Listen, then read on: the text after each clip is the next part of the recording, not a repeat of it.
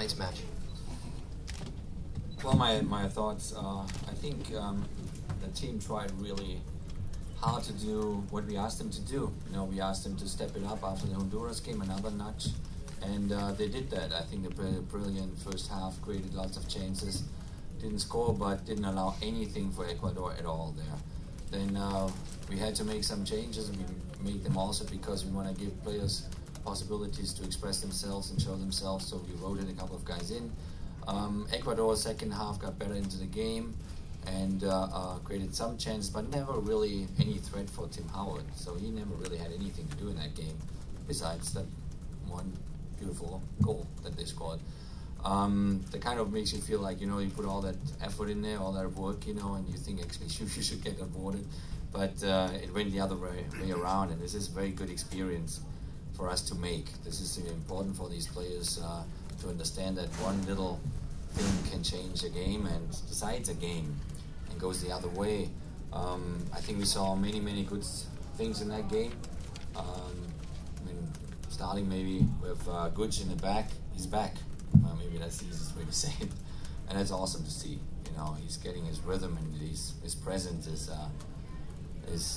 amazing and really good to watch. You know, you see a Timmy Chandler on the left back. He didn't allow Valencia not even one thing. And here we're talking about a player that plays at Man United and is a very good player, but you couldn't see him at all because Timmy Chandler closed him completely down. You know, you see Kyle, how he cleans up things in midfield, and you take a lot of good things from a game like that. A Bragg Shea that is definitely on the rise here. Secured a spot in the starting lineup now as a youngster, 21 years of age.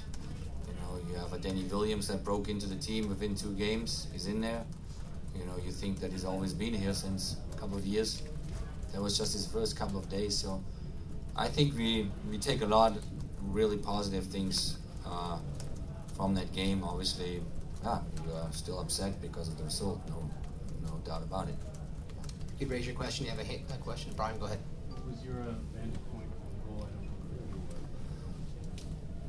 Well, I mean, those are the kind of split seconds you got to be aware of. Actually, we showed it also the players that they're very good in crossing balls in, and they're very determined to go into those crosses. That's how they scored their goals also against Venezuela and in games that we showed the team. But you know, you got to live through that moment, and that's different. So that's a learning moment for Tim Ream, that he has to be in front of the guy, that he has to kind of unbalance him. If he doesn't get the ball, then you got to make sure that he's not getting the ball either.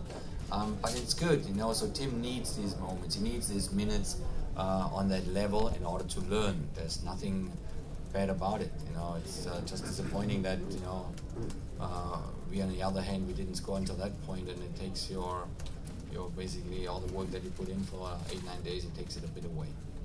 Frank. Coach, Ream has had a very difficult year in MLS this year. Did you say to him anything after the game, and have you seen a difference in his play this year as opposed to last year? Well, I didn't see him so often last year. I think he's one of the very promising center backs in this country, and that's why he's in the squad. He deserves to be in the squad. And he's extremely willing to learn. He's a constant asker. He wants to know, you know, how do I get to the next level? What do I have to do? I think he learns a tremendous amount from Carlos Bocanegra, from Gucci, these guys, and we throw him in now in a moment like that because he needs to smell that level. He needs to get a taste of it, and he needs to make minutes and minutes in order to learn, and in order to learn how to anticipate and how to get in front of your striker, to read the space and all that. I think even after that goal happened, then, you know, he stayed focused. You know, he shook it off, which we always ask the players, you know, forget about the mistakes, you can't change them anymore. You know, go forward, you know, and he did that, and he had then a solid last 15 minutes then, and those are the experiences he needs, and I think he's definitely on a very good path. Just before we continue, I know there's a couple German-speaking reporters here tonight. If you wouldn't mind waiting to ask your questions at the end, we'll take them in German once we finish with the English. Thanks. Christian? I just want to ask you, Coach, given your comments yesterday about needing to extend the season, is Bragg Shea one of those players that would benefit from that, and what are your thoughts on his fitness tonight?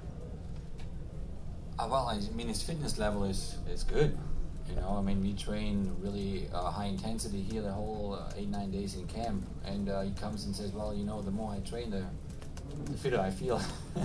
So he can take that. Obviously, he's young and he's full of energy and full of enthusiasm. And our job now going forward is, you know, to take the player's schedule and look at every individual schedule in order to bridge the gap towards the next season. You know, players like him or Juan Agudelo or Tim Ream or, you know, all the guys that now go towards the end of the season, they can't stop. You know, they got to go.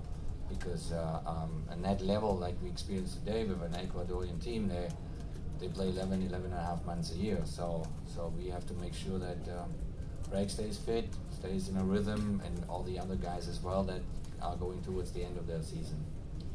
Ron? Juergen, with what you're trying to do, how different do you think the team will look when you have Dempsey and Donovan on the field together and eventually home? Well, I think definitely, I mean, if you have Landon and here, if you have Jose Torres here, if you have Fabian Johnson that you haven't seen yet in a real game, which is a similar player to Danny Williams, you bring quality. You really bring quality into that side, and that's something we will benefit from.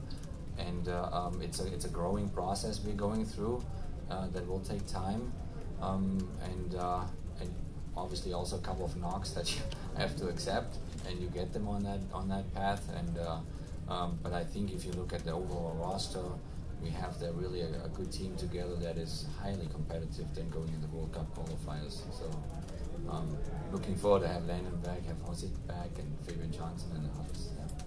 Brian Strauss? I was going to ask something. I was curious, just over the course of these two games, what you've learned about the team and the attack. You're clearly using Dempsey as a central player. What else have you seen develop as you try to implement your offensive system over the last couple games? Well, we purposely tried out then today the last half an hour how it works with two forwards and Dempsey in the number 10 role, meaning in a diamond shape in midfield. You know, this is also something that we here and there have to do. You know, obviously if Landon is then back run, then it looks different. But Dempsey claimed he has that experience. He can play either way as a floater behind the number 9 or as a 10 or a pure midfielder in a flat midfield like he does at Fulham, coming from the left side.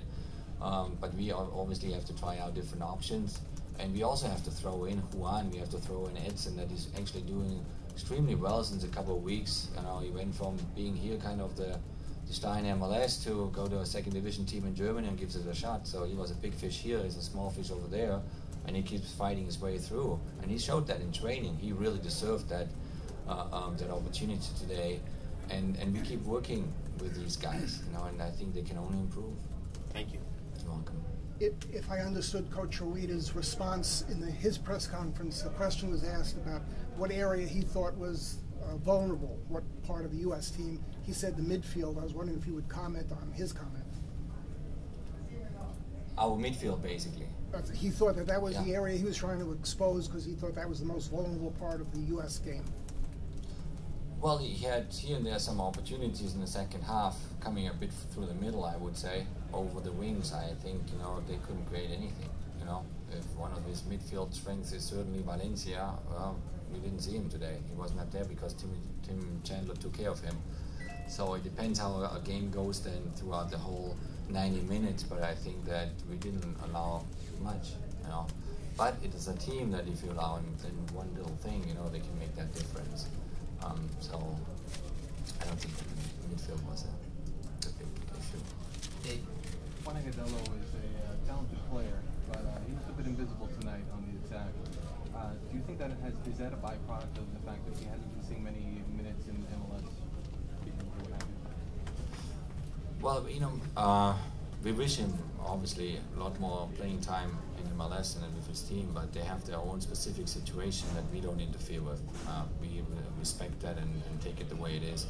We see in Juan a very special talent coming here through the ranks, a very special talent. 18 years of age, a long way to go, but with tremendous talent. So we have 2 plans for him. We have one plan is to grow into this squad, you know, be here, learn from the other players, you know, be here and get used to a higher intensity training speed, you and I think he enjoys every training session he's in there.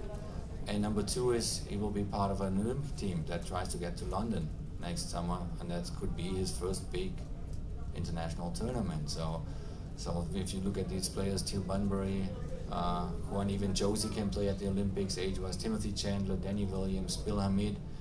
There are some kids, they hopefully get a great experience if everything goes okay with the qualifiers in March. And Juan is one of them. And going forward, he can only learn, he can only improve. He just started his career. So there's no hurry.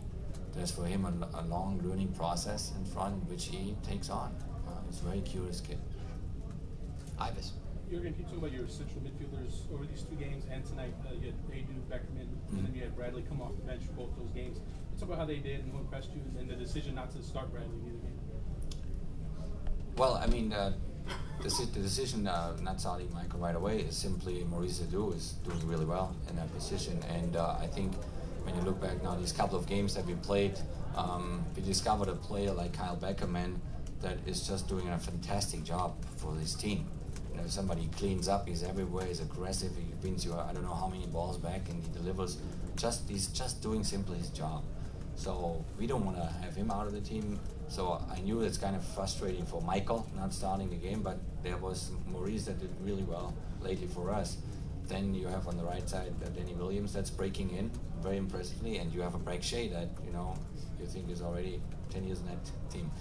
So it is difficult, and that fight in midfield, going back to the midfield, that will really heat up.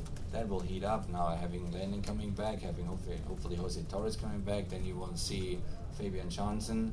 So we get some interesting situations, and for me, as a coach, very, very good options to have. Avi. Juergen, Timmy Chandler, you talked about how well he played defensively. Do you think station him on the left side, do you think it restricts what he can do going forward, or are you happy with where he is moving forward and delivering in crosses? Well, I'm very happy with how he presents himself on the left side. And I mean, his job was taking out Valencia. He did that job, and then he ran into attack. So he did 2 jobs actually. So and it seems like he's just enjoying himself, and he's a very curious player that wants to know, how can I improve, what do I have to do. Obviously he can play both sides. You can shift him over to the right side, and he plays exactly the same. What is interesting now in these last couple of games is his partnership with Brek Shea. They start to develop an instinct for each other. They know, he kind of starts to read Brek Shea's run, which only Brek knows, where he's running next moment. And Tim is doing a good job reading him. And these type of partnerships, if it's in midfield, if it's a fullback and a left wing, if it's a right fullback and a right winger, those take time. If I switch constantly, then the players around, just for the sake of it, because I want to give more players then the opportunity to play, I'm slowing down that process of having that instinct with each other. And that's why we're doing that, that we have kind of built tandems around the field, that support each other. I think right now Kyle and Maurice, they start to read each other, because they have to go into battles differently.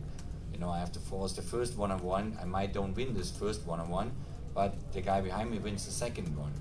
So I need to have midfielders understand that they have to go into this battle, risking to lose it, but when the other guy reads it, he's going to win it for you.